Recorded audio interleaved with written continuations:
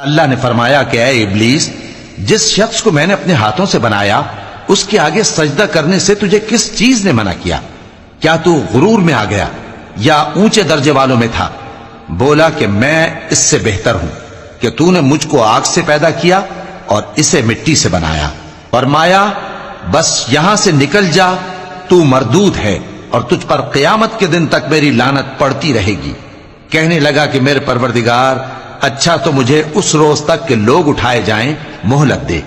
فرمایا کہ تجھ کو مہلت دی جاتی ہے اس روز تک جس کا وقت مقرر ہے۔ کہنے لگا کہ مجھے تیری عزت کی قسم، میں ان سب کو بہکاتا رہوں گا سوائے ان کے جو تیرے چنے ہوئے بندے ہیں۔ فرمایا ٹھیک ہے، اور میں ٹھیک ہی کہتا ہوں کہ میں تجھ سے اور جو ان میں سے تیری پیروی کریں گے سب سے جہنم کو بھر دوں گا۔